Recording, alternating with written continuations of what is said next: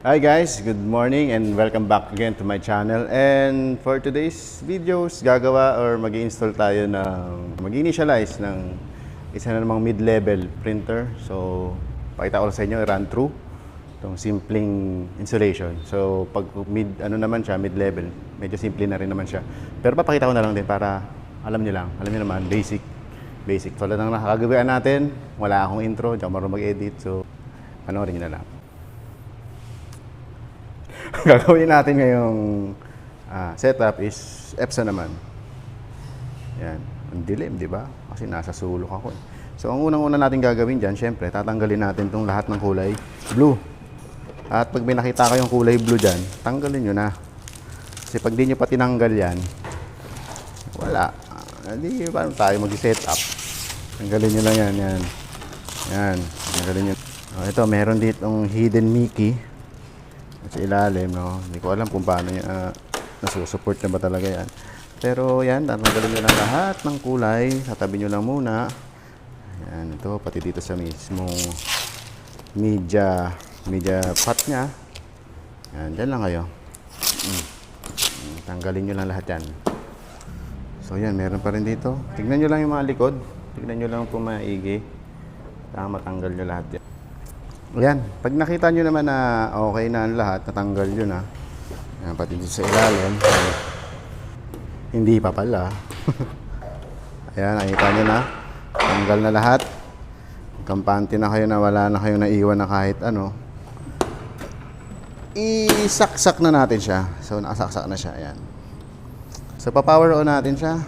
Ayan. So, pag mga first time kasi, kailangan ilong press muna. First time lang naman. Ayan. So, mga 3-5 seconds pwede na. Hintayin nyo lang po. Tapos, lagay nyo po yung language na gusto nyo. Kung marunong kayo mag-Shanghai si... Ay po... Naging ano? Back. Kinabahan ako. Muntik na ako maging Chinese. English lang tayo. Medyo delikado tayo dyan. Pag hindi natin mapanindigan yan. Kalo. Ayan. Ay, 24 hours. Tingnan natin 12 hours, syempre. So, meet. Tuloy, M. Ayan. Makita nyo, M, meter. Yung nakasabi ko, meet. Ayan. Install or cartridge. So, yun. Pag pinindit nyo naman yan, instruct naman kayo kung paano nyo gagawin yung pinaka-procedure nya. Nandyan naman siya. So, ayan. Teka lang. Kunin ko lang po yung mga ano natin. Ayan, nakakuha ko na ulit itong mga cartridge niya. So, ayan, tinitingnan nyo naman. Panoorin nyo lang kung gusto nyo panoorin. So, lahat naman ng printer may ganyan. So, papanoorin nyo o ayaw nyo, panoorin nyo na lang to. Ayan. Tapos, buksan nyo dito. Nandito lang yung cartridge. Kabit na lang muna natin.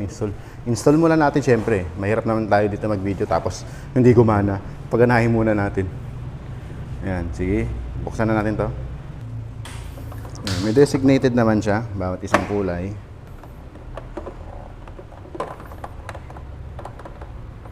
Ay, baliktad. Yun lang.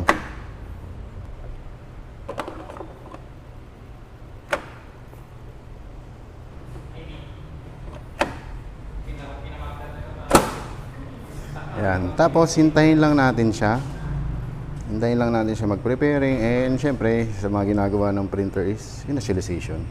So, maghihintay lang tayo, mag-initialize siya, and maglalagay tayo ng 36 inches roll ulit na papel na may available, or 30 kung wala. Pero hindi na kasi kayo dito pwede gumamit ng mga mas mababa pa sa 24. So, hindi maganda yung calibrating niya. So, mas maganda, pinaka widest possible. Kailangan meron kayong widest possible. Yan. Tapos, tingnan natin yung output niya mamaya. Magpiprint tayo. So, ang nakabundle sa kanya is 110 ml na cartridge, no, ink yun. So, almost 70% mauubos yun. 70% pa lang magagamit, sorry. So, may iwan siya less than 30%. Ganun. Nakita nyo? 30 minutes. Yan, maghintay tayo hanggang 30 minutes. Hintayin na lang muna natin siya. Ayan, hindi ko lang na-videohan. Biglang for 17 minutes na lang siya remaining. Bigla na lang nawala. So, kumuha kasi ako ng papel. So, yan. Pagka ready na siya, makikita nyo naman yung ink na nangyari. Ayan, almost, tama, no? 70%. 70% ng nagamit. 30% yung remaining. Less than. Hindi nagbabari. Mapapansin nyo, may maintenance box din yan. Tuturo ko na lang din kung sakaling yung pagpapalit niyan. Madali lang naman. Tapos yun, syempre maglo-load na tayo ng papel. Maglo-load tayo ng papel dyan. Itong tissue. Parang tissue paper. Ayun, tissue paper kasi tawag ko dyan. Pero, yan, roll lalagay yan. Yan. Open na natin. Yan. Tapos, ito nga pala ang aking partner. Palagay ng anong papel. Ang hirap pag video eh. Kupal ka ba? Ayan. Yan, kapalit na papel. Tanggalin lang yung spindle. Yan. Nakita nyo yung spindle. May 3-core adapter din siya. Ayan. Nakita nyo? Yan, ano lang natin siya. Papalitan lang natin. Yan. Papalitan. Kakabit lang natin. Yan.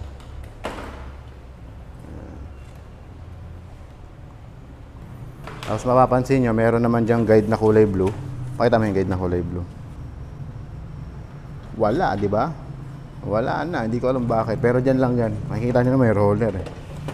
May roller naman yan. Dyan nyo lang itutusok yung papel. Yan, dahan-dahan nyo ipasok sa loob hanggang marinig nyo yung yan, narinig yung titit. Yan, okay na.